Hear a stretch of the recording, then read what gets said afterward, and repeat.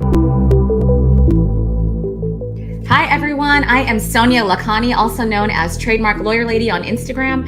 I am the founder of Lakhani Law, a national award-winning trademark law firm, and the creator of 2 Weeks to Trademarks, the first and only online course for current trademark attorneys and those looking to add trademarks to their practice. The first and only course that not only teaches you this field, but how to market yourself, get clients, and actually run a business in this field. In addition to all those things, I am the founder of Trademark Attorneys / Lawyers, a multi-thousand group of attorneys on Facebook that talk nothing but trademarks, support, referrals, resources, and everything else. I'm so glad and excited to be part of the Trademark That Thursday's Summit. If you haven't registered already, if you don't know why you should attend and take time out of your schedule, I'm here to tell you why. So first of all, mark your calendar, April 29th and 30th, starting at 8 a.m. CST. It is completely online. It is virtual, so you don't have to move a muscle. You get your coffee, get your tea, your water, come join us. You really don't get the opportunity very often to join so many thought leaders in one place. But personally, my talk will be on pricing, which is a very important topic for those of us building a practice. So my talk will be called The Pricing Playbook, how to set your prices and get paid what you're worth in this field. And I have been doing nothing but trademarks for over 12 years and counting. So I know a thing or two about building a high revenue practice, and I'm excited to share some of my tips and strategies in my personal workshop. In addition to being able to hear from some of the thought leaders, you're going to get a chance to do some networking and do some one-on-one meetings. So if you've ever been wanting to chat with someone or interact with someone that you've been stalking on Instagram or stalking on Twitter, now's your chance. There's so many of us registered. So not only will you have industry insights, thought leaders, networking, one-on-one meetings, there is also going to be CLE credit, which is so rare. And lastly, there's going to be sponsored giveaways. So personally, I threw in the hat my Rainmaking 2.0 course, which retails for $19.97, as in $1,997. It is a 9-module course on marketing, building referrals, and client development in this area, which we are all excited about building a practice in, and I'm super excited to be able to offer it. So do what you got to do to enter that giveaway, and maybe you will win my course. I do hope that you'll join, attend our sessions, book something with me one-on-one. I would love to meet and interact with as many of you as possible. So don't forget, we'll see you April 29th and 30th, both days starting at 8 a.m. CST here on AirMeet.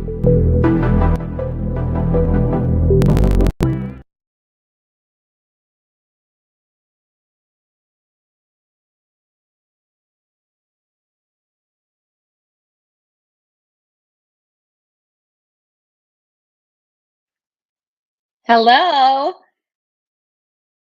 are we here? Can everybody hear me? Put a 1 in the chat. Hey, can you guys hear me? All right, let's do this. Yes, what a crowd. What a crowd. Well, happy Saturday, everyone. Happy Saturday. It is so nice to see some familiar names and some new names.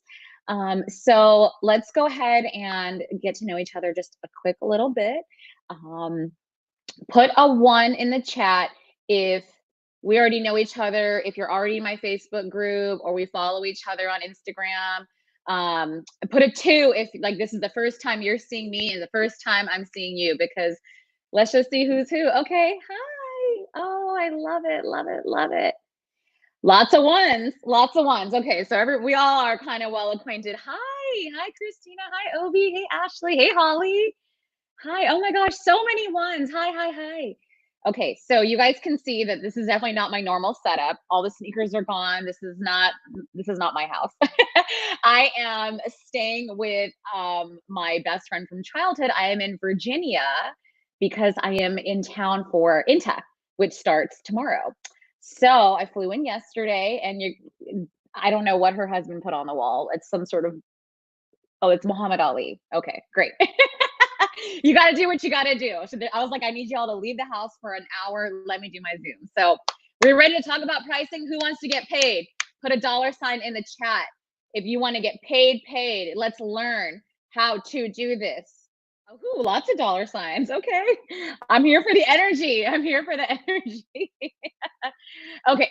So my job, built a very high revenue practice and admittedly quite successful, is to pass on this information so that you guys can all do the same thing. There is no point in me hoarding all this information. And I have talked with so many of you during the course of 2 weeks of trademarks or any of my other classes or within the trademark group, just about the struggles, about, just how hard some of this pricing stuff can be, and oh, how much do I charge, and oh, what do I do about this? So I volunteer to teach this topic. It's a favorite of mine, and I'm happy to do it. So, without further ado, let me just quickly introduce myself for some of the twos, even though a lot of us know each other. Yes, thank you, Nina. So, I do not see it as an interruption. I don't see it as rude at all. Like, if we were in person and you were like raising your hand, I would be totally fine with it. So, please chat, ask me questions, comment as we go along. If something agrees with you, say so. If you are confused, bring it up. If you have questions, please ask, because I want to make sure that you guys get the most that you can out of this session. So a quick introduction in case people don't know me. So I'm Sonia Lakhani, founder of Lakhani Law, national award-winning trademark law practice. Also the founder of Trademark Attorneys slash Lawyers, which is the biggest, probably the only Facebook group on the Facebook group online for trademark lawyers. We're nearing 3,000 members. So if you're not a member, go do that ASAP. It's just Trademark Attorneys slash Lawyers on Facebook. And I am the founder creator of 2 Weeks to Trademarks, which is the first and only online course for attorneys who are current or aspiring in trademarks. The first and only course that will not only teach you how to practice this area, but how to get clients, how to build a firm around this practice area as well. And so, all that being said, and lots of other things that involve trademarks, but all that being said, that I know a thing or two about building a trademark practice, and I've done it. So I'm happy to be here. Thank you, Nina. Thank you for the links. Also, I am Trademark Lawyer Lady on Instagram. I'll drop that right now. I know a lot of us already follow each other, but if you don't follow me, I'll follow you back. And we can keep in touch that way. I know that we all have mixed feelings, maybe about Twitter right now. But if you're a Twitter person, I'm TM Law Lady on there, and I'm there for the foreseeable future. Let's see what happens. But anyways, now that we have all that out of the way, let's talk about pricing models. So one of the things that trademark attorneys struggle the most with is not only how much to charge, right? Because like, how many of us put an A in the chat, or put a me in the chat if you're like, these $199 sponsored ads on LegalZoom and Trademarkia and this, that, and the other. Put a me in the chat if you have, ever dealt with that, whether it's you're seeing it or your potential clients are seeing it, and it's like, ugh, like, how do you, like, you're going to disrespect my practice area like that? So it's tough, right? Like, potential clients ask, it's such a struggle. So, obviously we only have a certain amount of time here, and there's so much that goes into building a brand and having an online presence, right? That will help deter those types of clients that feel that way versus bringing in the kinds that do think the way that you want them to and do have that mentality already. So, unfortunately, that the marketing and branding is a different conversation. But I just want to say one piece about it before we talk about this, is that, just sidebar, the language and branding and stuff matters. Look very closely at what you're saying on your website, what you say in your content. And really quickly, we want to stay away from words like affordable, reasonable, low cost, right? Like, we want to just not have those words, because of course our marketing is like a magnet. It's going to draw in the types of people that we want to work with based on what we're putting out there, and it's going to repel people who are, maybe looking for something else. So, if you're looking for like a luxury or an expert authoritative figure in trademarks, right? Let's say, for example, and you go to a website that just has like red all over it, and it's low cost, 1 day sale, that kind of stuff, like, it's not going to be taken seriously, right? So, that we could talk all day about the kinds of things you want to put and not put, but that's just one really quick tip that I want to give you guys, because if you have any of that kind of language, we got to stay away from it. Okay. So there are two types of main pricing models that I teach, that I have used, and that I think most attorneys use, right? And so we're just going to think of them as two columns that it's not one or the other all day, every day, right? This is like per client or even per matter with the same client, right? So part of having your own practice is that you can do whatever you want. It's yours to design, right? And so you can take some liberties and design different packages and fee structures depending on the client, depending on what their situation is, depending on what their actual matter is, right? Maybe you did one way a couple years ago, and now they're back and you want to do it a little differently. So just out of curiosity, put a 1 if you own your own practice, and put a 2 if you work for somebody else, like in-house or at somebody else's firm. Okay, because I want to make sure that if I'm speaking in like a manner about owning your own practice, that it resonates. Okay, I figured as much. I just want to make sure. Okay, so two main pricing models. And yes, thank you, Nina, for sharing the link to my outline, so you can kind of have an idea of where I'm going with some of this stuff. So we're here in the second bullet. We're going to talk about the two main pricing models: pricing model A, pricing model B. Okay. And I just named them that way for ease and for reference. It's not like one's better than the other. It just depends. So pricing model A, right, which is really the popular one. It's the easiest one if you're just starting out, and it's the common one, which is we're charging as we go, depending on the stage we're in and in the deliverable, right? So client comes to us, potential client comes to us, says, hey, Brittany, hey, Yakima, hey, Alina, hey, Aletha, right? I got your name from so-and-so. I'm interested in discussing a trademark, right? Hopefully, if you've been paying attention to anything, if you've been around me, is that there's a calendar link and we're charging for that consultation. But again, I can't speak about, we only have so much time. So I'll drill into you later if you're on that note. But regardless, the consultation takes place, right? Whether or not you're getting paid for it.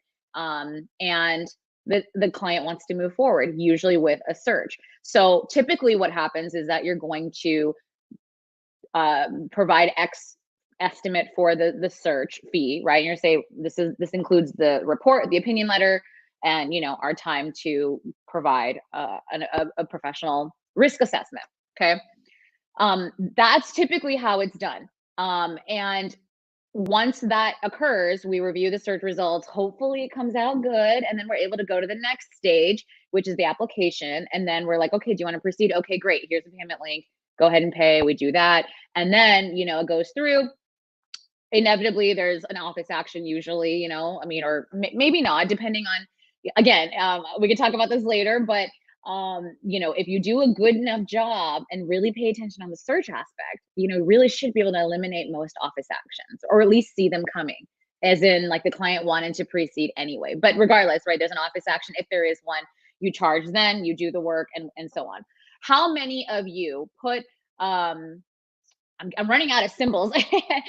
Put a me in the chat if that is how you are currently charging, and that's currently how you're doing your trademark services, either all or most of the time, that pricing model A.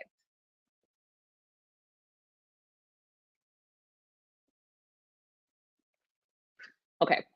If not, then it might be pricing model B. And if it's not either of these, I'd be interested to hear in the chat which it would be. Okay, so pricing model B is a little bit less known, but definitely far more profitable, and a little bit easier. But they each have their pros and cons, which is why I made a point to talk about both. Pricing model B is going to be more of the idea of an all-inclusive, right, in quotes, because we have to manage expectations, right? Packages would it depends on what's included in the package, but if it's multiple things in a package, I would say it might be more in B, because you're getting paid, up front, a larger amount that covers things in that are to come, right? It's not just the search, it's not just the application, and like pay as we go, right? So pricing model B is going to be more of an all-inclusive retainer. And for example, like the way that I do it is it includes a whole heap of things: search, report, opinion letter, a call or any kind of walkthrough that we need to do, the application process, one class of filing fees, which is 350 alone, as we know, and any and all office actions up until the point of TTAB, right? Because I don't, if you know me, you know that I don't do dispute and I don't like messiness, right? I'm like, I am a prosecution specialist. That's what I want to do. And so, again, if you do your search job correctly, you should minimize really to a large extent the amount of office actions you're getting, or you saw them coming because a client's like, I don't care if there's a huge risk, do it anyway, But that's really the idea of the bigger retainer. But for that, you're talking like 4,500, 5,500 up front. That again is that all inclusive, but it gives it gives the client peace of mind. It's like a one time, kind of like a vacation, right? It's all inclusive. You get your wristband, you don't have to worry about anything, everything's done.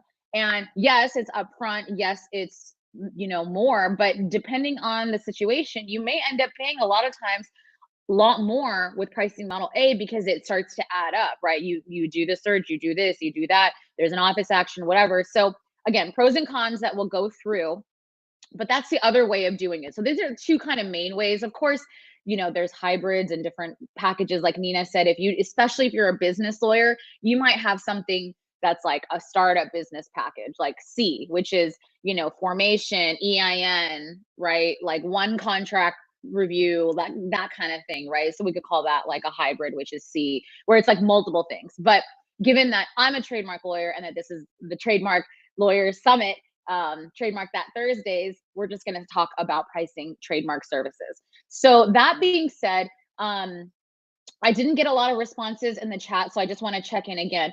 Are most of you doing pricing model A? Put an A, or B, put a B. Or if it's a hybrid or something that I didn't really touch on, put a C. Feel free, and like maybe a couple words about what you're doing.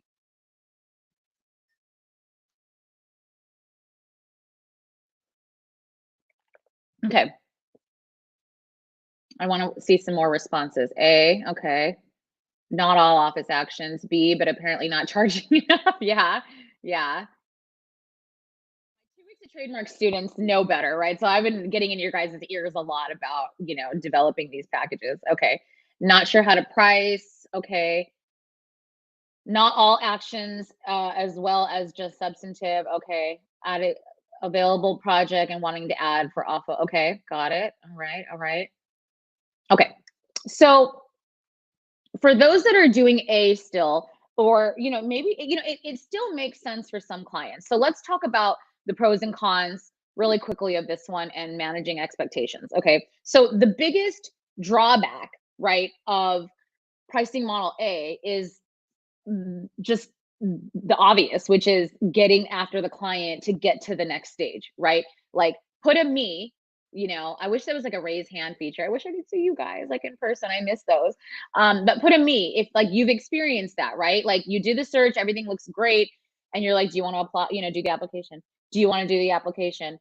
Like, and you're just like going on and on and on, right? Like, um, so I guess I just got a note. I guess there is a raise hand feature. Okay. All right. I was just curious. Okay. So if you do want to raise your hand, feel free. um, but like put a me in the chat if you've ever experienced that kind of struggle where it's like, hey, do you want to proceed here? Hey, you got to pay us for, hey, like, and the more days that go by, the more you are getting this concern that the search is getting stale, right? Like it sits and it sits and it sits. And you know what? That is a real thing. That is a real thing. Like the longer a search sits, right? Like a day or two is one thing, but like if you're talking several weeks, first of all, you can't guarantee the validity of that search after a certain point, right? Like you just can't. And it is a real thing. Believe me, in 12 and a half years, I have seen all of just nothing but trademark law. I have seen it all. And you would be surprised at how quickly people move in on things. And it's just luck of the draw, right? Like, of course, you sat on it, or well, your client sat on it, or whatever. And now someone's done and gone and applied for something, maybe not the same thing, but enough to cause a problem. So we've got some comments coming in. Even when things are in a full package, clients can be slow. Absolutely. Absolutely. I've got one that's been sitting for 3 or 4 months and he paid the full ginormous retainer up front. And I'm like, do you want to apply or not? Like, it's not going to cost you anything. Is it? And so, in terms of managing expectations, we're going slightly out of order here. But one thing you can definitely do is, remind your package client that, like, in order to proceed, we just need you to email us back and say so. There's no additional cost. It's all included. Like those little reminders, like nothing further, because clients are like, oh God, I got to pay her. So it's like they just need a reminder, like, no, no, no, you're good. Like this is included. This is our job.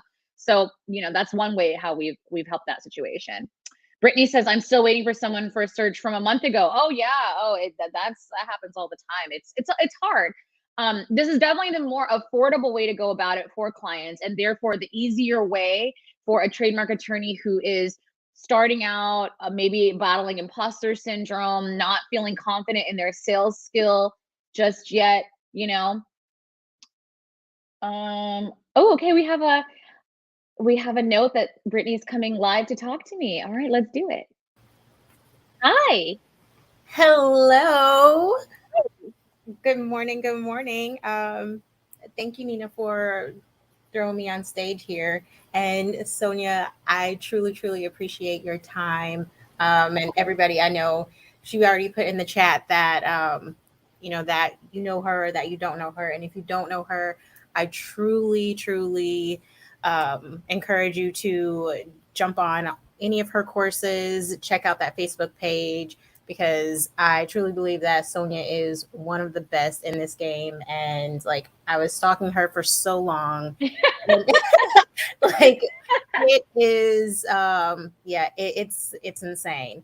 So she truly can tell you about a lot of the things that she has used in her practice to be able to grow to where she is right now. So that's why I'm always listening to what it is that she says or things that she's doing and trying to implement it into my own practice.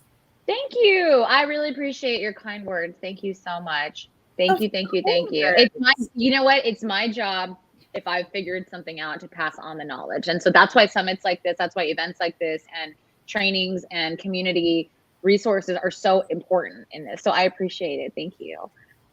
Thank you. Yeah. So we're talking about these two models, right? So we went a little bit out of order in terms of managing expectations, but that's one of the biggest drawbacks, is just getting after the client to move to the next stage, right? Which is like, usually it's the payment, but like we see in B with the packages, even so, right? But it's almost majority of the time, like 80-90% of the time, it is a question of like the funds to move forward, right? And that's why it is advantageous to really talk about an upfront retainer, because yes, it's a little bit harder to sell. Yes, it's a certain type of clientele that's going to go for that versus some of the more solopreneurs that may not be there. But that's really one of the ways that you're going to get to a high revenue practice in a very short amount of time. Because, well, let's do some math here, right? I mean, math is not my strong suit, but when it comes to commas and zeros, y'all, who's better at math? Put an exclamation point if you just all of a sudden get better at math when it comes to money somehow. Right? I'm no mathematician, but when it comes to my commas and zeros, y'all, all of a sudden I know how to use a calculator. Okay, so all right, you guys know me. I gotta act a fool sometimes and make this fun. I gotta make this fun. All right, so let's do a little quick math here, right? So the bare minimum I would charge for package B is about 4,500. That's the starting point, right? And it goes through all the things I mentioned previously. So think about that. Like, let's say you have 3 of those a month. What's 4,500 times 3? Oh, that's a comma at least, and a couple of zeros, right? That's not bad. So now you've got a really nice cushion, right? To like, okay, if you keep operating at the same place, and again, this is not a financial seminar, we could talk about overhead and all that stuff another day. But the key to this, by the way, is if I'm teaching you how to increase your prices and how to get paid what you're worth and assess where you are, the promise you have to make me back is to be smart about that additional revenue. Otherwise, you're going to find yourself in the same position, right? So I don't want any of you all going out and buying G-Wagons with a new, putting down payments on G-Wagons now that you're acting all brand new doing 4,500 retainers, right? Because if you keep your your lifestyle and overhead not the same, because we want to enjoy the income we make, right? Relatively, or keep it lean as you build. Now you're getting that really nice cushion. And now, so for some of you who are like, oh, I want, I want a paralegal, I want an assistant, I want help. So you have to save up. So think of your assistant's first 1 or 2 months salary as coming out of those first couple retainers, right? So you have to like put it away. So that's how I've thought of it. And then when that person starts to make you money because you're delegating and now you can do things that are more revenue generating, right? We all know this drill. Then you start to make more money. And at some point, then you can start going to the Dominican and buying G-Wagons and doing all this kind of stuff, right? That's how you can really build to that. We have a question. I'm going to pause. Is your experience a big factor in your base price of $4,500? That is a common question I get, right? Okay. Thank you, Royale. So did I say that right, Royale? Please correct me, because people screw up my name all the time and I have a lot of respect for making sure. Okay, good. So yes, that's a common question I get. So put a 1 in the chat if you feel like your experience or lack thereof in your mind, right? Like being beginner, is a factor in your confidence in being able to charge this. Like put a 1 if like that's like your pain point. Okay. That is starting to make some sense. Okay. So this could be either your actual lack of experience, right? Like just you haven't filed that many trademarks, or it could be your perceived lack of experience. I talk to attorneys, you'd be surprised, all the time, who are like, well, I've been at this for a few years, and I'm still not. I'm like, well, what are you charging? And I'm like, dude, you've done plenty, right? Like you've done plenty of trademarks. Or it could be that maybe you've been an attorney for a while, right? But you're just now thinking about adding trademarks to your practice, or you've been dabbling in them. And so the trademark aspect of your law practice is like not as experienced, maybe, right? Like maybe you're coming from a different practice area.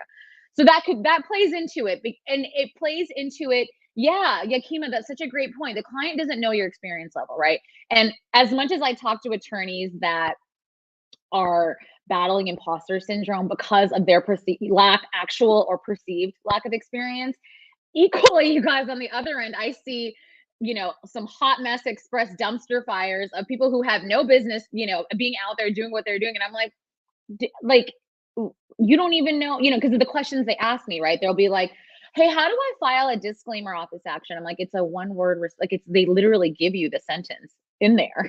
Like, it's really like, come on. Oh yeah, you guys, I've seen it all. Like I've seen it all. And so I share this not to like poke fun, but to share with you guys, like there's equally a group of people out there that are doing the absolute most. And so like take a page out of that book. Like these people need imposter syndrome and they don't have it. So Yakima brings up a good point, that the client doesn't know your experience level. So it's a sliding scale in terms of your confidence level based and then where that meets your actual ability to do the work. Because as much as I want to encourage you guys to charge what you're worth, right? I also don't want you guys out here, having rates that are not commensurate with where you are, right? Because that's not going to feel good for you. It's not going to feel good for the client. And it's not a question of like whether you're allowed to or not, right? Like, bar ethics is one thing where you need to be mindful of that in terms of your experience level, but it's more so when something goes southbound because you're still learning, right? Your client's not going to be happy that they've paid X amount of money and shit's starting to go southbound, right? So what I would say, again, if experience is a factor, again, there's no magic rule. I want to just tell you guys right now, if you're waiting for anybody to come wave a wand, right? The trademark fairy to say, all right, you have filed enough now. You may call yourself a trademark attorney. You may charge this next level. That's not going to happen, right? And I've mentored so many students through my groups, my stuff, that I know that there's no magic point, right? It is your confidence level. It's when you feel like either you have enough experience under your belt or you have enough resources where you can get the answer, you can ask, you can get that help to make sure that you execute the job. Does that make sense? Right? Put a yes if you're following, like this is making sense to you. Okay.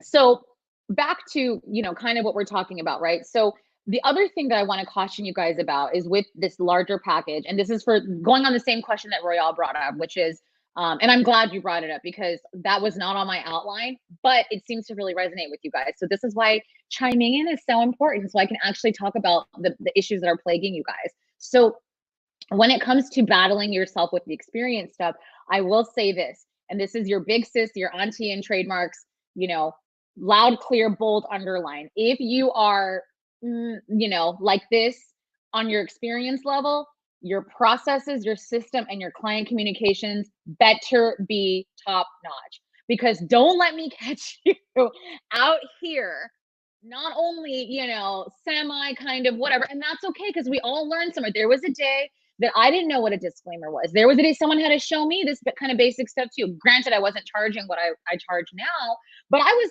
you know, holding myself out as a trademark attorney. You know, I really was. And a lot of people are. So if you don't have the answer, if you don't feel confident, you got to make sure you have the resources, make sure you have people that you can go to where you can get the answer and get it done.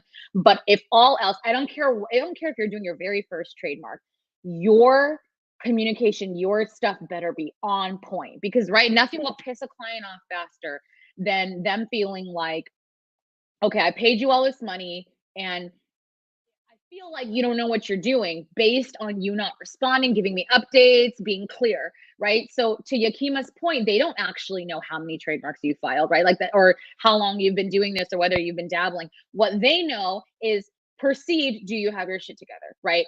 Do you have your act, you know, in a way that makes them feel like, so if you're giving them regular updates and you're letting them like, hey, this is happening, you could be on the back end being like, oh my God, I got this office action. I didn't know it was going to happen. Oh my God, let me, you know, let me get in the Facebook group. Let me ask somebody. That's okay. That is perfectly fine. It's okay. But you see what I'm saying? You know, you don't do the other part because then that's going to raise their suspicions. Like, wait, does she not know what she's doing? What's going, you know? So we have a question here. How many classes or marks are included in package B? So let's get into some more detail. Okay, so if it's okay, let me complete the coverage of A before we move on to B. And then that way we can just be, you know, comprehensive in how we go about this. And I want to follow my outline too. Probably for CLE purposes, we got to make sure that I cover everything. Okay, so pricing model A, really quickly for those who may be wondering, you know, what's a good range, right? Put a question mark if you're considering like, you know, if you're that stage where you're like, what range should I be charging? You know, even if it's per deliverable, because I told you a starting point for the package, right? Okay. So how many of you guys are charging around like the 500-ish mark for a search? 500 or below for a search report? Put a 1. Okay. Put a 1. If you're charging like 600-700 plus for a search, 700 and above, put a 2. Let's get some ideas of where we're going here. Okay. All right. So we gotta have a good healthy mix, a good healthy mix. So, you know, again, this is gonna go back to your experience level, your confidence level. And again, I really stress this, your ability to execute the job, even if you're not the one that has all the answers. Because guess what? There's not gonna be likely a day anytime soon that you have all the answers, which is why we have community. It's why we have stuff like this, right? So you've got to arm yourself, right? That's your shield. You've got to arm yourself when you go into this world of making sure that you have resources to get those questions answered. Make sure you have that stuff on deck if you're going to go out and start charging this stuff. If not, you can stay at that lower point, right? Until you get your confidence up, until you get your own rhythm.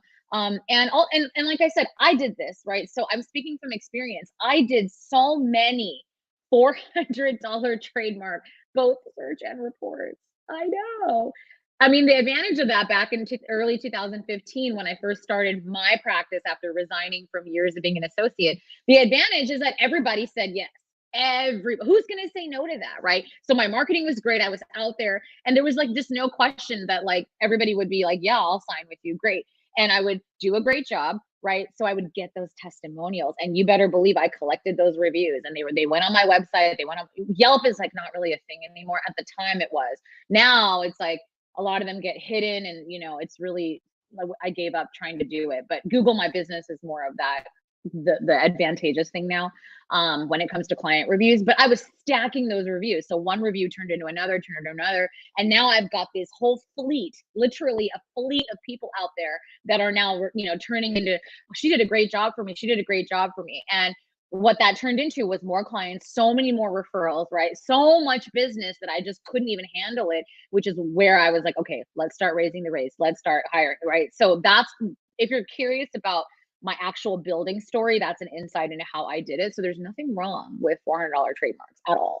But, you know, that's not sustainable after a certain point, because you're doing too much work for not enough money. And I mean, you could do way less trademarks, right? Have way less clients, which is way less headache and administration, and be making more, right? That's the position I'm in now. And yes, it does come with experience, but a lot of it comes with confidence and imposter syndrome. So in terms of ranges, I would say if you are at a level where you're really like brand new out the gate, not feeling confident, not feeling sure, right? I would say the $500 to $700 range for a report. And the goal of these stages is to not stay in them, right? Like much like a video game or like grades in school, we always want to be thinking about the next semester, the next year, right? So if you're staying in one, that's fine for a certain comfort to go forward. You know, also the other thing I talk about is that let's not pretend that money doesn't exist.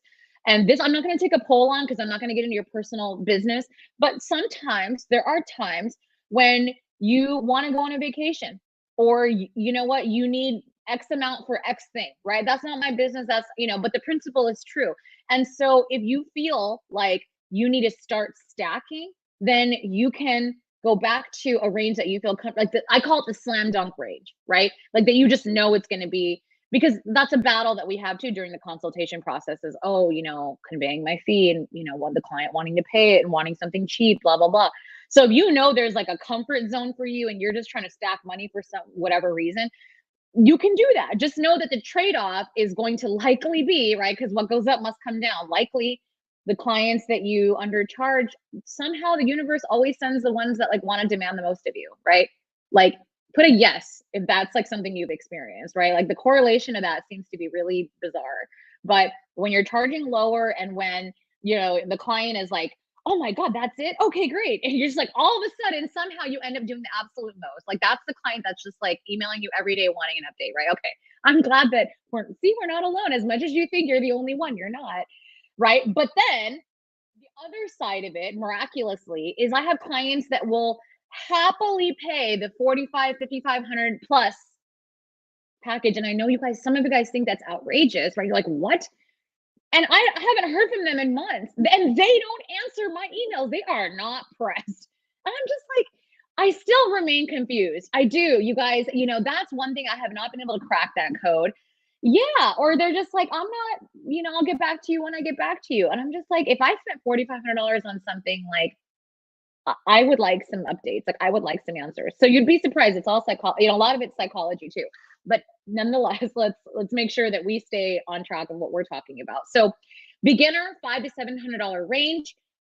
Please make it your goal to get out of that as soon as possible. That's really only if you're battling with comfort, first few, trying to get stuff going, you know, and that's a thing. The stage if you're going to stick to the deliverable stage, like charge as we go, I really want to see you in the 700 to 800 ish, all the way up to 1,000 charge for searches, right?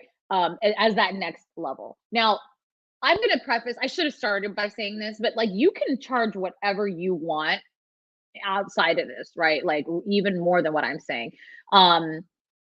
Like wherever. I'm just trying to walk people through, because, you know, I don't, even as much as I take polls, I still can't see like individual situations. So I'm trying to cover a breadth of experience for my newbies, my unsure bees, and then my experienced, right? And all the ranges in between, which is why I welcome the questions and interruptions, because if I can, you know, tailor what I'm saying a little bit that helps you really walk away for your situation, that would make me really happy. I would love to be able to do that.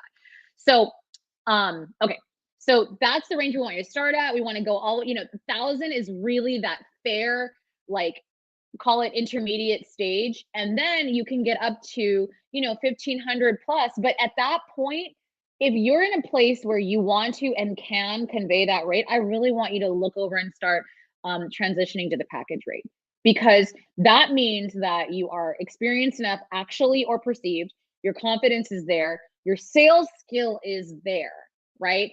a lot of this, you guys, I wish I had all the time in the world, because we could do a whole summit on the sales skills needed during a consultation to book the client, right? And I could go on and on. I mean, you guys are welcome, by the way, to email me at any point, DM me with questions, put them in the group, in the Facebook group later, about like how to nail a consult. Like, I have a framework I go through. I have all this, this scripting and stuff, and I create urgency during it, after it. There's things I do. If you've been around me, you've heard some of my tricks, I should say. So there's lots of things you can do during that process as well. But if you're at the point where you're doing 1,000 plus for searches, I would really encourage you to look at pricing model B.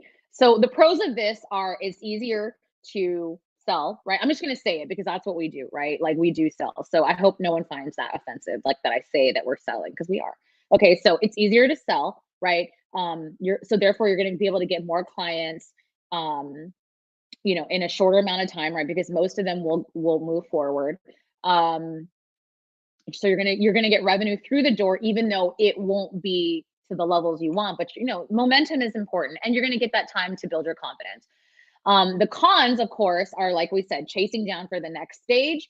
And also just laying in limbo, right? Like, a lot of times you may have to redo the search when you're just like, all right, now you're finally ready. It's the following up, and there's administration behind all that, right? And I would encourage, software to help you with email reminders and things like that, but you're still paying for the software, even though you're not paying for a person, right? Like, my team, my assistants and, team members do so much of that admin of following up on deadlines and chasing people down. But so I'm not the one doing it, fair, right? But it's still cost, right? Like, I'm paying somebody to do it. And so that's still expense and time. Yeah. So like, I'm not winning in that sense. So we really do want to just like cut down the job in general. Like, I never give my team what I feel to be busy work. I'm like, find a solution that like helps you do this faster, because just because I'm not the one doing this tedious job doesn't mean I want you spending your time doing it either. Like, nobody should be doing, we all want to be working smarter, not harder. Okay. So those are the pros and cons of pricing model A.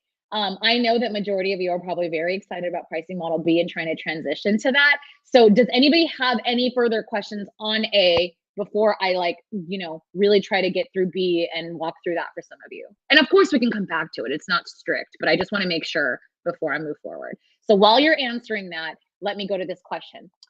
What popped up for you when you moved from that intermediate 1K price in model A to model B? What did you look for in yourself? Great question. Okay, so obviously, I looked at not only how many trademarks I had done, but it wasn't the quantity for me, because I don't feel like that's, my opinion is a little bit different. I don't feel that number of trademarks filed correlates to the amount of experience that a trademark attorney may have. The main reason being is because that doesn't show you the entire picture. You don't know people's maiden names, other names they've gone by. You don't know what of counsel stuff they're doing, ghostwriting they're doing, and we do. I mean, I say that from experience. I do tons of that. So much teamwork of counsel, ghost stuff. We do a lot of what I call like making other lawyers look better, whether it's at other firms or in-house, right? So I don't technically, like, my name doesn't get credit for all the work that I've done, right? So only you can answer that. But what I started to look for was my ability to speak intelligently about the trademark process. And it's experience. I mean, yes, a number of trademark file. The reason people refer to it all the time is because it's a nice gauge to say, okay, well, how many types of things have you seen? And the more you've filed, the more you've done, the more you've seen. But here's the thing, just because you've filed a bunch doesn't mean you've seen a bunch. Why? Because there's a lag time. So you could have filed 300 marks yesterday. That don't make you an expert, because wait till all that shit comes southbound in 6 months and the ceiling caves in, right? So that's the thing, right? So when people brag about number of marks filed or whatever, now number of marks registered, okay, like if you've got 3,000 marks registered under your belt, I'm like, all right, now, and you're a multi-year attorney, like that makes sense.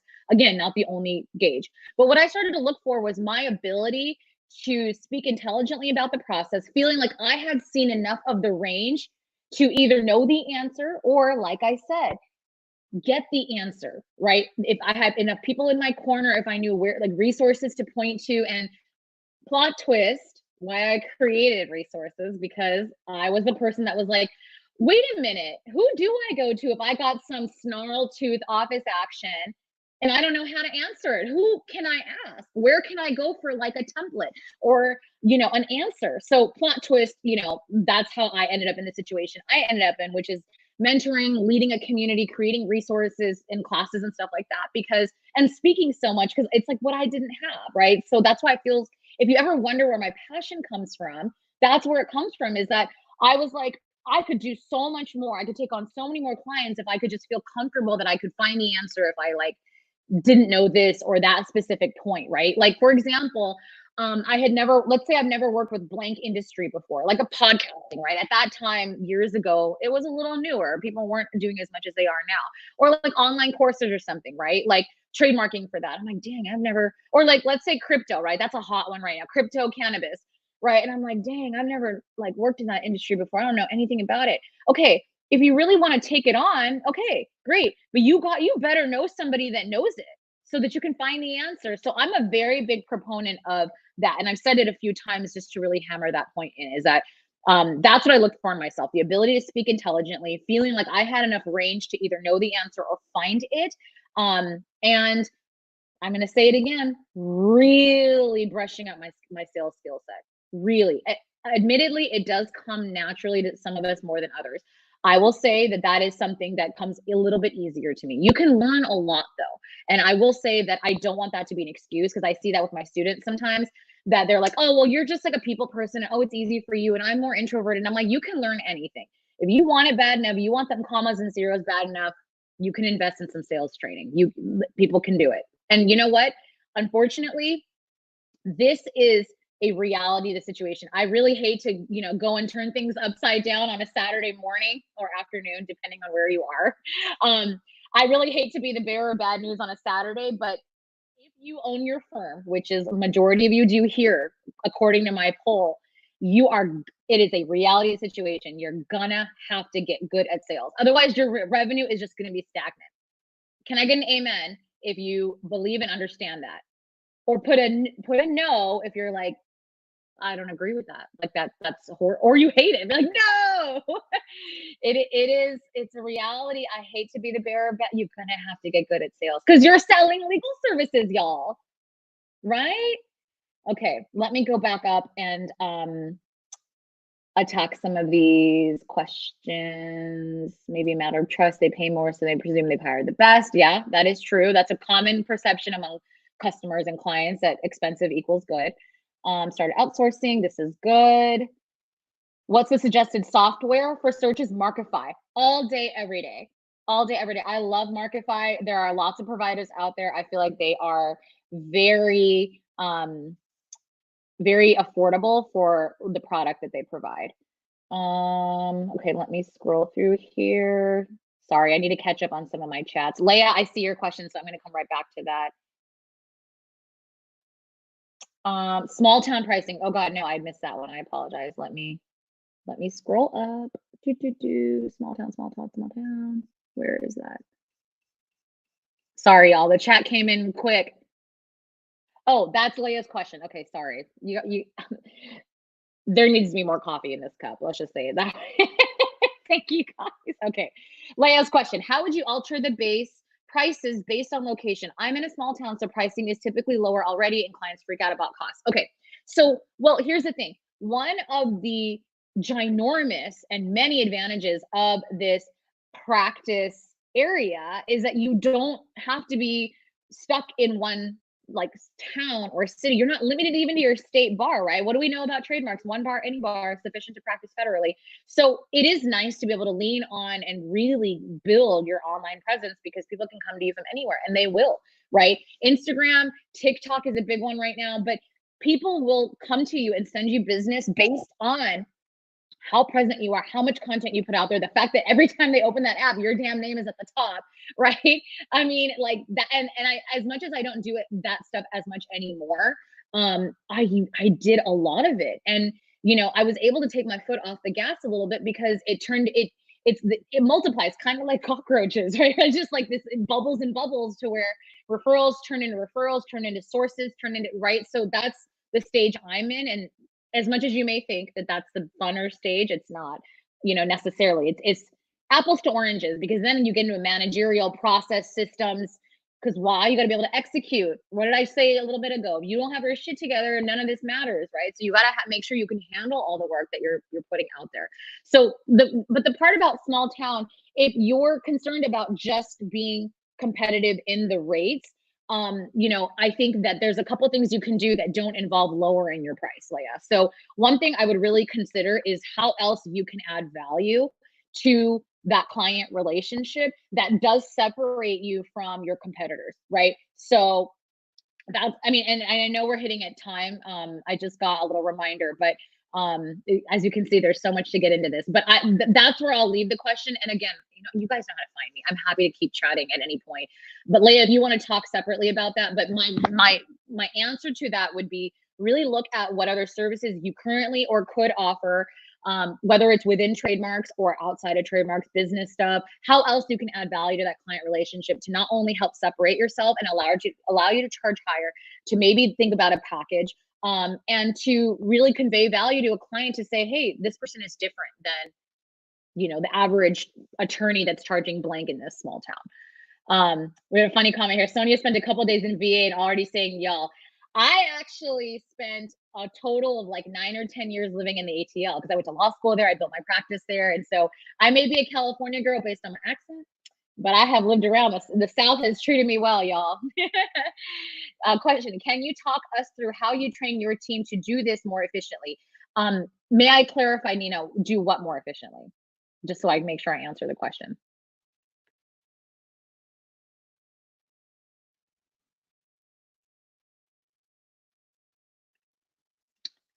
Chasing down oh yeah, absolutely. Okay, couple questions. Does anybody else like want to know about this? Let's do a quick poll. 111 quickly. Because I have gotten the notification that we're hitting time. And by the way, if you're sitting on a question, throw it in. Do it quick because I want to, even though I'm around after, I want to make sure that we hit as many points as we can. And I know we went a little out of order on the outline, but that's typically, you know, I just wanted to list out what we would cover, but you can see we did talk a little bit about when to use model A versus B, when to talk about adding value, creating urgency we didn't get to. Oh, good. Thank you, Nina. Okay. So chasing down clients. All right. So process is important here. What you want to do is really think about the different stages that your clients tend to go through. And I don't mean just search to application to, but like where are the where are the stuck points, right? Do they get stuck, for example, do they go MIA because like if you're in the pricing model A because they're going to have to pay, right? Like you can't get around that. You really just can't. And again, this goes back to talking about urgency. The one main thing you can do if that's you and you're stuck in the A zone of like stage to stage is that you can make it clear during the consultation and the search process that there is an expiry date on that search process, like the validity of those search results. And that's not like a scam. That's not it is a sales technique, but it's true. You're not like scamming anyone. It is true that those results do get stale. Maybe not today or tomorrow. There's no magic number, by the way, if you're wondering. Like there's no magic number of days that like your results are great. So what you can do is say one of two things. You can say during the consult, obviously, and during this process is that these results are recommended to rely upon for a blank amount of time. After that, we cannot guarantee. And at any point, please be advised that, you know, get your CYA language. At any point, please be advised that if a competing application is filed and, you know, I'll say, you know, I mean, I can't do all the legalese right now, but basically like if you sit on it, we ain't responsible, right? Like say it nice. That's one way. The other thing you can do when it comes to the actual price is you can create urgency in two ways. Either you can say that the blank estimate for the next stage, the application, this estimate or this estimate of fees or this retainer offer or whatever is valid until blank date, right? So you can pull a little bit from like the Macy's one-day sale, but like not too much. So you can say this is valid until this date. After that point, the estimate would thereafter, the estimate for the next stage would be blank amount, right? And it can be higher. Or you can flip it and you can say, let's say you give a consult on Monday. You can say, you know, you obviously talk about the fee and then you recap in a follow-up email. You can say, this estimate, the estimate for proceeding to the next stage is blank. We would love to work with you. If you're able to complete the next steps to move forward by Wednesday, end of business Wednesday or Friday or whatever, we'd be pleased to offer you 10% off. You'd be surprised how often these two techniques work. And again, there's no one or the other. Play around with it. Use it go. I hate to be a broken record, but some of this is a skill set. Question here after. So Nina, the answer really quickly to your question about efficiency. The quickest answer I would say is like really like starting from scratch or like not is email templates, right? I use something called Type Desk. So I will put that in the chat. Type Desk. That's where you can store your shortcuts. So then you can just do literally you would write the word /urgency and it would blurb out into please be advised that blah blah blah blah blah. So like write your paras, and that way you can quickly drop these, you know, blurbs in an email, and then your admin or your VAs can start to do it too, because it's accessible, like it's cloud-based, right? So you can access those anywhere and they're quick shortcuts. So that's the quickest way. You know, the next level of that video game would be setting up tags and auto sequences in your email to just have those auto reminders going out. Just like when you don't pay any other bill, your invoice is due if you've already paid, please disregard this notice, so on. The last trick my team and I rely upon is outbound calls through Smith.ai. So as many of you know, Smith.ai is a virtual receptionist service. I am one of their brand partners. I absolutely love them. I use them not only for inbound answering calls, but plot twist, they can make outbound calls for you. Imagine being able to email support at Smith.ai and being like, call this person and tell them to check their email. We do that all the time, all the time. Okay, Patricia, after search, what fee would you charge to file the application? So again, depending on your stage, I want to hit all the different levels. If you're starting out, keep it the same. It's easy for the client, it's easy for you, it's easy for confidence. If they paid it for the search, it makes sense. But very quickly after that, I want you to tweak the application to where it becomes a little bit more. And especially if it's a 1B, because you'd be surprised. Just trust me on this. There's a lot more involved in a 1B, AKA following up, statement of use, and so on. Charge a little more for it. I'd like to see, you guys get to the point where it's, like, let's say like 1 or 2/3 more, because that process is just longer. There's more communication involved. There's more stuff with the examiner involved. It's just a lot of follow-up, especially when it comes to 1B. There are questions always about multi-class applications, but I'm not gonna be able to get to that because I just see one last question here. I am also trying to find the best way to market the packages or present the packages since they are such a high cost to make it digestible. Well, much like a restaurant, right? Having your one-pagers, your marketing collateral is going to be very important. So that's something that you can send prior to the consultation. Or if you want to get nuts with my really big clients, I walk them through all this stuff on like a very quick template PowerPoint presentation, right? And then you can just tweak the industry, tweak the client names, have little placeholders that your admin can, personalize it. Girl, I'll see you on the cover of Forbes. You start doing that and ask me how I know. So I'm happy to talk about any of this at any point. You guys know I love this shit. How do I know? Because I do it. Because I'm Trademark Lawyer, and because I do it and it works, and there is absolutely no limitation to what you can accomplish when you start pulling from other industries and saying, oh, how can I adapt these ideas to my own industry? How many clients do you think, how many trademark lawyers do you think are out there? Well, after this, maybe a few, right? But before this, the conversation are out there doing a Zoom with someone, walking them through like, we're not talking 30, 40 slides. I'm talking 5 to 7 slides, right? Most of them are going to be the same, right? Your branded slides, first cover slide, change it to their name, especially prepared for blah, blah, blah client in this industry, right? So you can hit some of their industry questions, vocabulary topics, things like that. And that's how you can lay out what's included in a package. And you can literally do A versus B. And you can say, we offer 2 ways if you're not sure and you're just like overwhelmed with this entire conversation and you're just like, man, I don't know how to gauge, how to present one versus the other, because you're like, you got to pick up on like their situation and whatever, to kind of understand which one to present. You can just say both and just say, we have 2 ways we do our pricing, right? Make a chart and do the bullets. And this is including, you know, when you like, okay, when you guys go, you know, look at new software, right? And I can't think of an example right now. Okay, think about like, shit. Now I'm like getting like on the spot. Okay, well, think about a software, right? Or even like, okay, brand new iPhone, right? You got the like 62 gig, whatever. I'm probably fudging the number, 62 gig, 120 gig, and blah, blah, blah gig, right? Like anytime you do anything, generally speaking, to like buy, there's like levels, right? And it's like, oh, well, this is the base package. And then the next level comes with all that you get plus blah, blah, blah. Oh, cool. Okay. And then this package comes with all that plus blah, blah, blah, blah, blah. And like, you can do this with like a really cool chart, you know, with the check marks, and like you gray out what's not included so that someone could be like, oh, damn, I need that. Like, so again, I love this stuff so much that I wish I could sit here and turn on a whiteboard and start sketching you guys out. Unfortunately, we just don't have that kind of time. I know. Thank you. Okay, good. I'm glad. So that's, if you're wondering how to make it digestible, you can send the one pager ahead of time and go over it with it.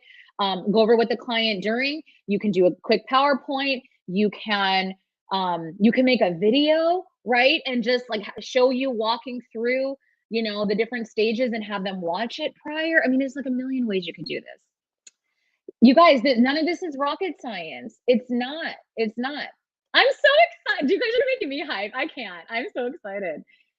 The only deal here, okay, is that you guys got to report back to me. I need to hear your wins because you have no idea. Some days I'd be waking up in a funky mood and I'm just like, like, does anybody care about anything I teach? Like, well, you know, I have those days too. So it makes you guys, I like legitimately save these messages and it makes my whole day and life for you guys to tell me how you're implementing. Tell me about how something went. Like, share your wins. If you booked a client because of something or this happened, like, please tell me about it. So that's the only deal. I want you in my DMs. I want you reporting back. I missed, Nina, can you get me that last question? Was this it? Okay. I'm going to hit the quick tips one, but if I missed one before that, please tell me. I know I'm talking really fast, but we ran out of time. Okay. Any quick tips for those trying to prepare / make the decision to launch their practice? It was also about if you offer payment plans with these packages. Okay, I know that a lot of us are like struggling to even get them pay their payment plans because when you get the card and they forget it's on file, it doesn't go through. Right. So okay, so the quick answer to that is yes, you can break it up. But the cardinal rule on that, if you're going to do that, is I don't want you touching it until the package is paid off. Because this isn't per deliverable. We're not doing it that way. So there's a nice way to say it. We can go over some language in the DMs if you prefer, over email, right? Or talk in the group about it, you know, my Facebook group. But, and that has to be clarified. Like, you have to make that clear that, you know, absolutely, we're more than happy to split this up if it makes it easier. I know it's COVID. I know it's this, it's all kinds of stuff, right? But you know, as soon as we can split up into 2 payments or 3 or whatever works for you. And as soon as it's completed, we'll be happy to get started. So that's a nice way to say it. Like, don't be like, we're not doing shit until you pay us off. Like, run me my money. Like, you know, you guys know there's a nice way to say some of this stuff. Like, and please do be sure to say it nicely. Because there's a way to mess that up. So if you want help with wording, as much as I talk crazy, I am very good at wording things, you know, on a client. She just got real because that's literally how y'all and I have said something and I was like, that didn't come off right. I didn't mean it like that. Like, no. Yeah. We're not going to take further action. Like, I worded it nicely, but I know in like layman's speak, we ain't doing nothing. We ain't doing shit. You feel, yeah, and I don't want you saying we won't do anything. I want you to say, as soon as the package is paid up, we will look forward to working with you. Bam.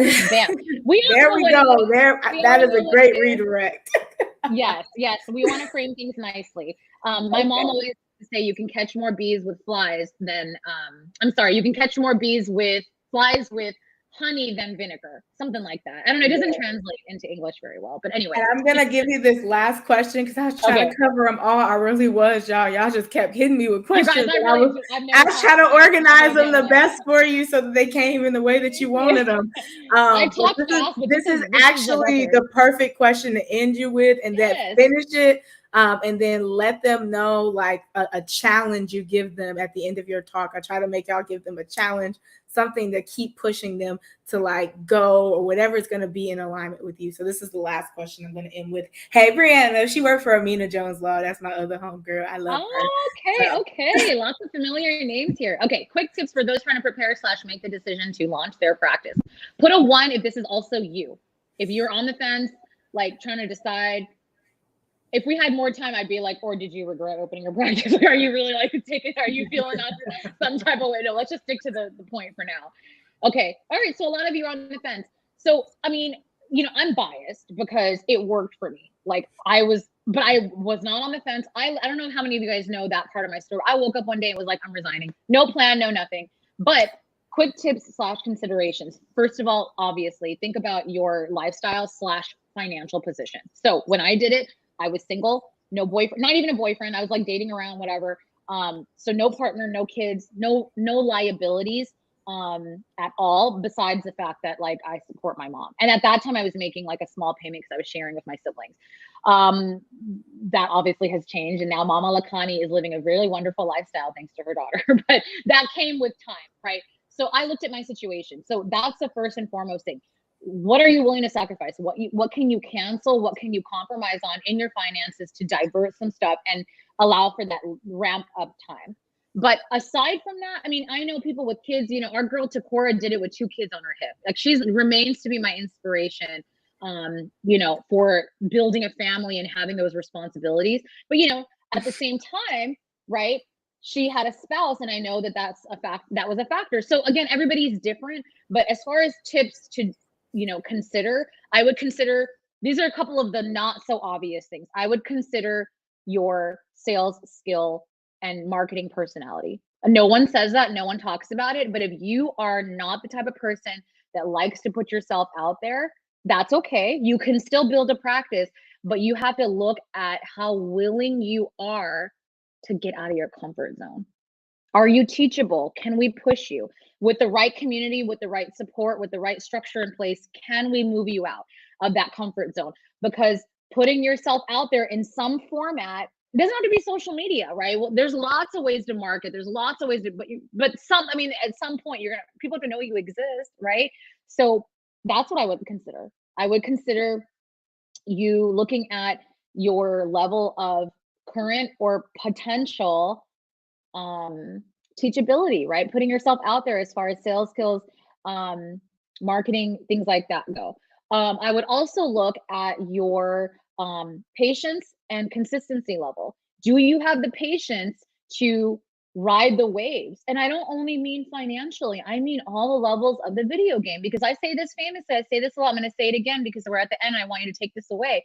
The next level of this video game, let's say you're like, oh my God, Sonia, send me all the clients. I need it all. Okay, what if I just gave you my whole book tomorrow?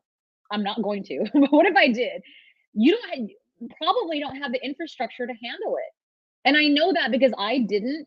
And there are days I'm like, dang, we need a system for that. Oh, we need a process for that too. It never ends. So I would look at your patience level. This is the game of entrepreneurship. No matter if, I don't care if you sell butterflies or trademark services, it's a grind.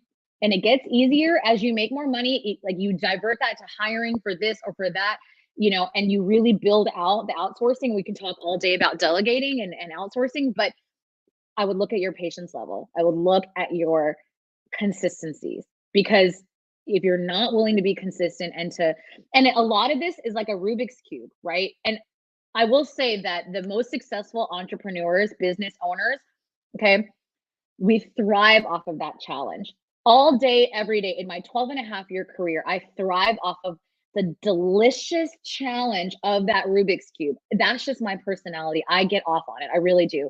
Like, I love that my life's not the same every day. I love that this doesn't get boring. That's why I resigned from working as an associate, because it looked the same every day. I was like, I just come in, pour my coffee, and here we go.